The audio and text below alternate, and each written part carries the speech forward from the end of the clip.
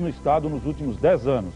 Em 2 meses, a Grande São Paulo já contabiliza 9 chacinas, em média, uma por fim de semana.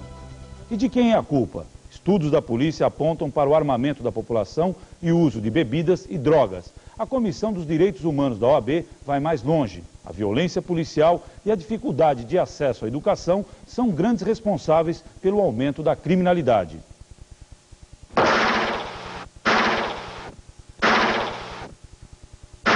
No Carnaval, a violência fez 211 vítimas de assassinato em todo o estado de São Paulo. O aumento foi de 9,6% em relação ao Carnaval do ano passado, quando morreram 154 pessoas.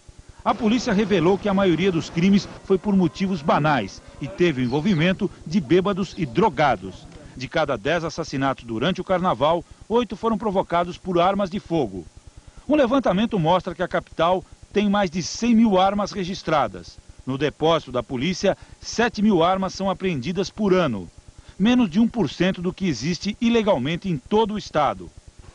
A lei de contravenções penais, que regulamenta o porte e uso de armas de fogo, é da década de 40. Está ultrapassada. Hoje, qualquer pessoa pode andar armada pelas ruas. Basta provar a necessidade de acordo com a profissão e não ter antecedentes criminais. Comprar também é fácil. O vendedor fica com os documentos do cliente. Se ele não tem problemas com a polícia, recebe a arma com registro uma semana depois. É mais um cidadão disposto a resolver os próprios conflitos na base do tiro. Alarmada, a Secretaria da Segurança Pública vai dar início a uma campanha. Em troca da arma, uma cesta básica. O desarmamento sozinho não vai resolver o problema, mas acompanhado de outras medidas pode ser um caminho para diminuir a criminalidade. A discussão está aberta com os nossos convidados. O secretário adjunto de Segurança Pública, Luiz Antônio Alves de Souza, a antropóloga Tereza Caldeira, autora de uma tese sobre violência em São Paulo, e o presidente da Confederação Brasileira de Tiro, Durval Guimarães. Nós começamos o debate com o secretário da Segurança. Secretário, foi anunciada uma campanha para desarmar a população de São Paulo. Em troca de uma arma, se entregaria uma cesta básica. O senhor não acha, de uma certa forma, ingênua essa campanha? Porque a população, quem tem arma em casa, não vai trocar um bem, um suposto bem que vale R$400, por uma cesta básica que vale menos de R$100. Além disso, se uma pessoa honesta vai fazer esse tipo de troca, o bandido, a quem interessa desarmar, obviamente não vai participar de uma barganha como essa, né? Na verdade, nós não podemos encarar essa campanha considerando o valor de mercado de arma. Não é uma troca no sentido de mercado. Eu não estou trocando o valor da arma pelo valor de uma cesta básica. Eu estou incentivando a população que tem a arma em casa, até de maneira irregular, a entregar essa arma e, em contrapartida, oferecendo uma cesta básica que serve de incentivo. Isso é uma ideia inicial, está sendo melhor estruturada, mas essa ideia já demonstrou resultado. No município vizinho de Franco da Rocha, o prefeito conseguiu 250 armas numa população de em torno de 200 mil pessoas, o que é um número muito impressionante em troca de cestas básicas. Além do mais, nós temos que considerar também que vender a arma, como se diz aí, quer dizer, vou vender a arma e consigo muito mais do que uma cesta básica. Isso é crime. Nós estamos incentivando a população a não fazer esse tipo de crime. Nós estamos pregando que a população entregue essa arma à polícia, deixe de praticar um delito, deixe de vender essa arma em troca da cesta básica. É um incentivo. Agora, em troca da cesta básica, a população não poderia ganhar um outro tipo de presente, um aumento no policiamento na rua? Isso ela vai ganhar independentemente da cesta básica. A nossa campanha, que começa agora pela Zona Sul e pela Zona Leste de São Paulo, ela prevê um aumento progressivo de policiamento nessas duas áreas, que são as áreas mais conflagradas da capital. Nós creio que o policiamento já começa, a partir do próximo mês, ser intensificado em toda aquela região. O secretário de Segurança Pública teve uma reunião ontem com os comandos da Polícia Civil e da Polícia Militar para tratar desses assuntos, para tratar de medidas policiais referentes ao desarmamento. Porque nós não vamos nos limitar apenas a uma campanha de incentivo. Nós vamos adotar uma série de medidas de desarmamento efetivo da população para aumentar esse número, que já é impressionante, de cerca de 7 mil armas apreendidas durante o ano pela polícia. O que a senhora acha dessa campanha? Olha, eu acho interessante a ideia de diminuir o número de armas entre a população, porque eu, pessoalmente, acho, existem vários estudos que mostram isso, que as soluções privadas para a violência não resolvem a questão da violência. Quer dizer, Ou seja, a população se armar, contratar seguranças, exatamente, isso. Quer dizer, as pessoas tentarem resolver um problema que elas estão sentindo, que é o aumento da violência, por elas mesmas, sem deixar isso na mão da autoridade pública, não é uma solução. Quer dizer, a gente sabe que nos países onde a população mais confia na autoridade e é a autoridade pública que está mais cuidando da questão da segurança, são os países que têm menor índice de violência, que são os países europeus e o Japão, por exemplo. Os países onde você tem também confiança na autoridade, mas uma população muito armada, como é o caso dos Estados Unidos, tem um índice de crimes violentos 10 vezes maior do que o dos países europeus. Em São Paulo, a população não confia na autoridade e, ao mesmo tempo, está armada. A população não confia na autoridade, está se armando cada vez mais. Eu acho que isso só pode levar a um aumento da violência e não a uma diminuição. Eu acho que realmente a resposta não é só desarmar a população está se armando porque está com medo, está insegura, está vendo o crime aumentar, não confia nem muito na justiça, nem muito na polícia. Então eu acho que é uma questão de você fazer várias coisas ao mesmo tempo. Você tem que desarmar, mas ao mesmo tempo você tem que aumentar a confiabilidade nas autoridades, na justiça e na polícia. Isso significa que a polícia tem que passar a ser menos violenta também, que eu acho que é um ponto crucial. Agora, o senhor como especialista em armas, favorável que a população se arme e ande armado? Não, não. O senhor anda armado? Eu ando armado em certos momentos, não constantemente, porque a gente aprende que tem certos lugares que você não pode andar armado. Você vai num restaurante hoje ou numa sala de espetáculo armado, isso é coisa ridícula, isso é falta de esclarecimento. Agora, o senhor já viveu alguma situação grave por estar andando armado? Não, de fato eu tive um atrito de tiroteio com os bandidos, mas em relação de assalto. É diferente, eu nunca tive necessidade. O senhor teve que reagir a um assalto? Tive, porque eles estavam dentro da propriedade da minha mãe e eu tive que, de qualquer maneira, trocar tiro com esses bandidos. Lamentavelmente, eu levei um tiro, os bandidos também levaram, mas eu acho que, sinceramente, com toda a experiência que eu tenho, eu passei, de fato, por esse dissabor de ter levado um tiro. Quer dizer, o senhor também é desfavorável que as pessoas andem armadas? Eu acho que sim, porque eu acho que o início do começo do armamento é errado. Você começa a se armar indiscriminadamente. É o que está acontecendo isso e que a professora Tereza disse. Um armamento indiscriminado, todo mundo se armando na cidade. E de que forma deveria ter que ser feito? Eu acho que ninguém no país compra um veículo sem ter habilitação e vai sair pela rua. Isso é uma irresponsabilidade total. Eu acho que as pessoas que vão se armar, que têm necessidade, deveriam primeiro ter uma habilitação. Eu acho que, inclusive, a falta de policiamento é que deixa com que as pessoas tenham e acham que devam ter a necessidade de portar uma arma. Agora, na minha opinião, eu acho que a Secretaria e os órgãos policiais deveriam de tomar uma atitude preventiva, principalmente de barreira, de fiscalização, de poder tomar essas armas que estão aí sem a devida regularização. Agora, secretário, realmente, em relação a isso, a Secretaria aboliu aquelas blitz que se faziam para desarmar a população, desarmar ou prender eventuais criminosos. Por que a Secretaria tomou essa decisão? Não é uma decisão de abolir blitz, não. E é até possível que alguma dessas grandes operações sejam retornadas com um objetivo específico de desarmamento. Essas operações têm ocorrido com uma certa frequência. Elas têm ocorrido com relação, por exemplo, a prevenir assaltos e outras ocorrências envolvendo coletivos. Elas têm ocorrido na Zona Sul com bastante frequência com relação a eventos criminosos em geral. Elas ocorreram em Franco da Rocha recentemente, toda uma operação policial desenvolvida na saída dos trens urbanos para impedir a criminalidade que vinha ocorrendo naquele local.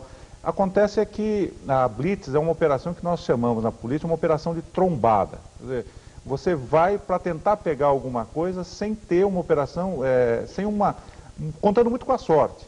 Então, essas operações precisam ser melhor planejadas para que não se empregue um grande efetivo policial com um resultado pífio. Mas é uma operação válida, ela continua sendo empregada, está sendo empregada no caso de cargas também, de roubos de carga, e vai continuar sendo.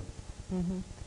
Pois é, eu gostaria de fazer uma pergunta para o secretário, porque a gente sabe que controlar as armas da população civil, quer dizer, do cidadão comum, é uma parte, talvez, é uma parte importante, mas não a crucial do controle de armas, porque o pior problema, provavelmente, é o contrabando de armas, quer dizer, são as armas que entram ilegalmente, e também é o uso, por exemplo, das armas da polícia. A gente ouve falar o tempo todo de que os policiais não usam suas armas só enquanto estão trabalhando, eles usam também em serviços de segurança privada e tal. Quer dizer, o que poderia ser feito para controlar esse outro contingente de armas que está por aí?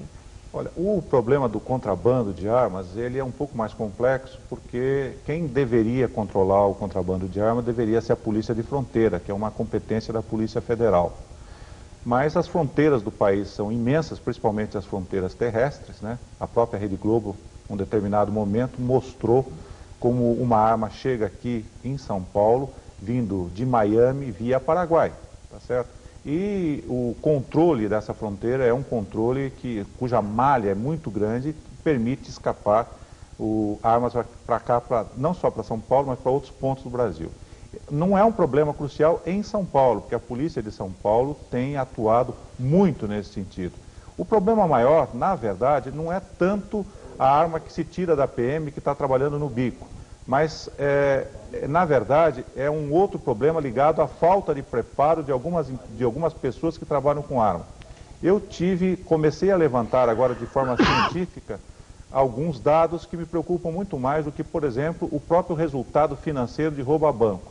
Eu levantei que em 2 dias foram retiradas de vigias de bancos cerca de 12 armas em assalto a banco. Esse é um dado extremamente preocupante. Nós temos pessoas e empresas que estão fazendo vigilância particular, que estão, na verdade, alimentando o armamento na mão de marginais. Ok. Nós vamos interromper o debate por um instante e voltamos no próximo bloco, discutindo o aumento da violência em São Paulo. Aguarde um instante só.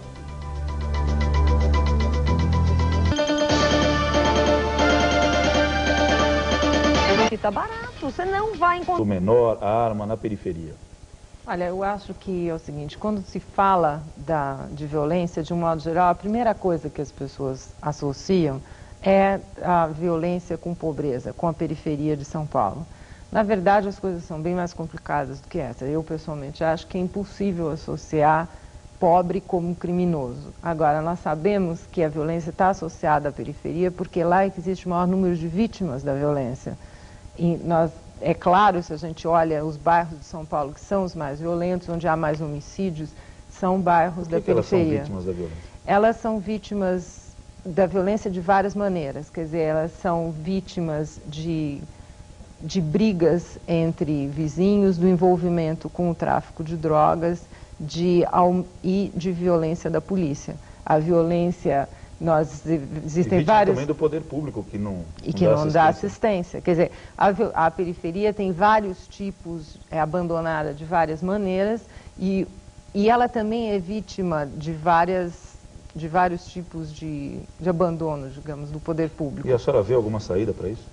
Olha, eu acho que se, por exemplo, se conseguir levar até a periferia não só uma polícia mais respeitosa, porque é isso que ela precisa de mais polícia, mas uma que vá respeitá-la e respeitar a dignidade e a integridade física das pessoas que moram lá. Quer dizer, não adianta uma polícia violenta, então tem que ser uma polícia respeitosa. E também o acesso à justiça, porque nós sabemos que é muito mais fácil para uma pessoa de classe alta ter acesso à justiça do que uma pessoa da periferia. E isso pode ser uma das razões pelas quais as pessoas resolvam seus conflitos no tapa, ao invés de resolverem através da intermediação da justiça. Então, eu acho que se a população da periferia puder chegar ao judiciário, nós já vamos estar fazendo uma grande coisa. Agora, secretário, a curto prazo, o que a Secretaria pensa para resolver essa questão tão grave da violência na região sul de São Paulo, ou em toda a cidade, né? Na região sul e na região leste, as primeiras providências dizem respeito ao aumento do efetivo policial na área. Se nós pudermos contar com alguns alistamentos que estão sendo desenvolvidos, e inclusive também com transferência de pessoal, a Zona Sul de São Paulo vai receber um contingente policial que ao longo do ano talvez chegue a mais 1.000 policiais naquela região. Mas vai melhorar o salário do pessoal? O salário do pessoal, depende muito da política global de aumento de salário que vai ser desenvolvida pelo governo do estado. Mas o salário do pessoal não é ruim comparado com outras categorias. Ele podia ser melhor. Mas um policial militar ganha 400, 500 reais de início de carreira para arriscar a vida, enquanto em outras profissões pode até se ganhar um salário um pouco maior ou menor, mas a pessoa não está arriscando a vida, né? Um policial, quando ele vai para a rua, ele está ganhando hoje em torno de 600 reais. Não é um grande salário, a gente reconhece, poderia ser melhor, mas também não é um salário desestimulante. Tanto que nós temos tido uma certa procura nos cursos de admissão da Polícia Militar. Eu tenho certeza absoluta de que o governo cogita numa melhoria do salário da polícia, como também do restante do funcionalismo. Mas, de um jeito ou do outro, nós temos um problema localizado. Nós temos que enfrentar a criminalidade que está aí. Sem desprezar todas as demais causas da criminalidade, existem medidas tipicamente policiais que devem e que estão sendo tomadas.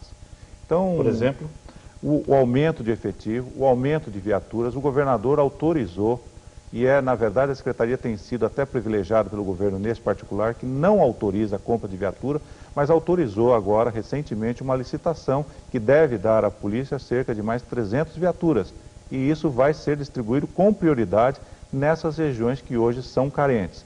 Nós tivemos recentemente políticas que privilegiaram o interior em termos de distribuição de efetivos e voltaram as costas para a capital. Nós estamos tentando reverter esse quadro de tal maneira que a capital, que é a zona mais conflagrada do estado, possa novamente ter um equilíbrio no seu índice de violência e nas forças policiais que a combatem. Mas, secretário, eu queria voltar a uma questão, porque eu concordo que, obviamente, nós precisamos de maior efetivo, nós precisamos de maior presença da polícia, mas qualquer polícia também, eu sei que o senhor concorda, não vai resolver a questão. Nós precisamos poder fornecer a essa polícia uma formação com que faça, que ela vá chegar à periferia, não tratando os moradores da periferia na base da pancada, mas tratando de uma outra maneira, porque senão nós vamos entrar de novo nesse mesmo ciclo de violência, um trata o outro com a violência e nós acabamos aumentando o crime, não diminuindo. Então, o que se poderia fazer para mudar a mentalidade do policial, para mudar a formação do policial? Na verdade, o Centro de Formação de Praças de Soldados da Polícia Militar do Estado de São Paulo já vem desenvolvendo novas técnicas que vão nesse sentido, de fazer com que o policial se conscientize de que ele é, antes de mais nada, um cidadão, que ele é um membro da coletividade. Pode parecer pouco, mas o curso foi mudado radicalmente com relação ao aquartelamento. No passado, o curso era de 6 meses, totalmente aquartelado. Hoje, depois de uma série de noções básicas de cidadania, o policial é colocado na rua para ter contato com a coletividade a partir de 3 meses. Ele também está sendo incentivado a ir para casa e para sua residência fardado, o que não acontecia no passado. Ele precisa ficar conhecido como isso policial. É um risco, hein? Não é um risco. Tem muitos policiais militares que moram em favela, precisam sair da favela com um uniforme numa bolsa, porque se forem identificados como policiais, estão correndo um risco de serem mortos, né? Não é verdade. Essa é uma cultura que se desenvolveu no passado, quando se colocava a polícia Essa informação é da Associação dos Cabos e Soldados, que lida diretamente com esse pessoal. Pois é, mas é realmente uma informação totalmente equivocada. Porque se parte do pressuposto, que é aquilo que a professora colocou aqui há pouco, de que o pobre é marginal, de que o pobre é inimigo da polícia. Quando isso realmente é um equívoco, é uma mentira muito grande. Pelo contrário, a presença do policial fardado, mesmo em favela ou em regiões pobres, ela serve de alento, ela serve como elemento de equilíbrio, serve como elemento da população perceber que a polícia está presente, que a polícia é parte da população. Então, nós, depois das campanhas de incentivo do policial ir fardado para sua própria casa, nós não tivemos nenhuma ocorrência envolvendo o policial voltando para sua casa fardado que dissesse que essa mística, essa balela do passado fosse verdadeira. Mas quando a gente entrevista a população na periferia, por exemplo, a gente sabe que a população tem medo da polícia. Quer dizer, isso é uma das primeiras coisas que aparece nas entrevistas. Quando, por exemplo, o IBGE fez uma pesquisa para saber por que as pessoas não apresentam denúncias para a polícia de crimes, a primeira razão, a principal, é que as pessoas não confiam na polícia e têm medo da polícia. Então, isso está um pouco contraditório. Não, não está, não. É uma questão de prática, de você ir... Não tem como você educar sem essa interação dialética entre educando e educador. Isso de ter medo da polícia, você fala da população pobre, mas na verdade é muito mais profundo. Faz parte de uma cultura que a nossa sociedade incrementa, às vezes até sem dar conta. Quantos de nós, de classe média, quantas pessoas de classe média não dizem para os seus filhos: fica quieto aí no banco de trás do carro, senão a polícia te pega, senão a polícia multa o papai. Quantas vezes nós não dissemos isso?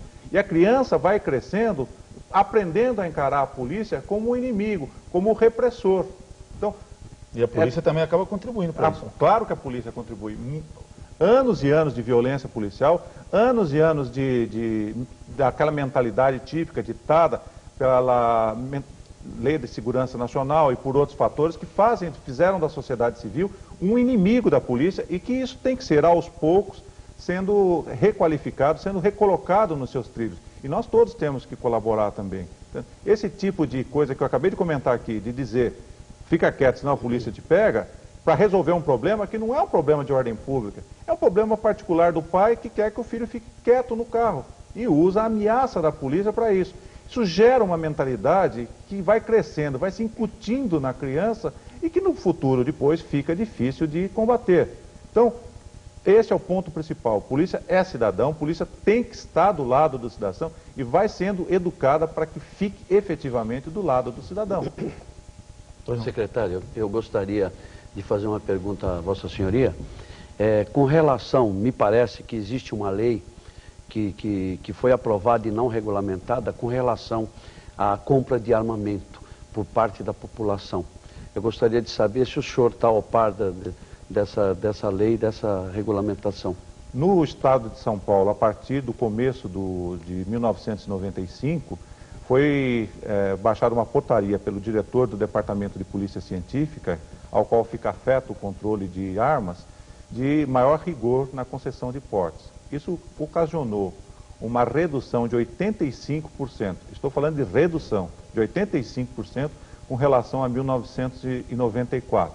Então os portes caíram em muitos em São Paulo, e hoje tirar um porte de arma em São Paulo é algo extremamente difícil. Precisa comprovar a necessidade efetiva, a juízo da autoridade. Então não é realmente fácil se obter porte de arma hoje no estado de São Paulo. Tanto que nós fechamos o ano com em torno de 12.500 portes emitidos, contra 65 mil em 1994. A minha pergunta não foi essa. A minha pergunta foi com relação à compra de arma indiscriminada pela população. Porque eu mesmo, Durval Guimarães, eu tenho hoje uma arma e não tenho porte porque eu não consigo porte. Eu que sou um exímio atirador e que tive porte a vida toda e que fui policial. Lamentavelmente há uma restrição muito grande, mas deveria-se fazer uma análise caso a caso. Agora, a venda de arma é que continua indiscriminada. Esse é o meu ponto de vista. Me perdoe, eu pensei que você estava se referindo ao porte, você está se referindo ao comércio de armas, né? A pessoa chegar numa loja e adquirir uma arma. A legislação aí é federal. A compra de arma no país pode ser feita desde que a pessoa tenha condições de obter o registro. Para obter o registro de arma, realmente ela precisa demonstrar que não tem antecedentes policiais. Esse é o requisito básico. Mas essa é uma arma para adquirir e ter em casa. Além do mais, há uma restrição quanto ao número de armas. A pessoa só pode ter 2 armas de defesa, por exemplo. É essa a legislação que hoje nós temos em vigor no país. Chegamos ao fim de mais um Globo Comunidade. Nós agradecemos a presença do secretário adjunto de Segurança Pública do Estado, Luiz Antônio Alves de Souza, da antropóloga Tereza Caldeira e do presidente da Confederação Brasileira de Tiro, Durval Guimarães. A todos um bom dia e um ótimo fim de semana.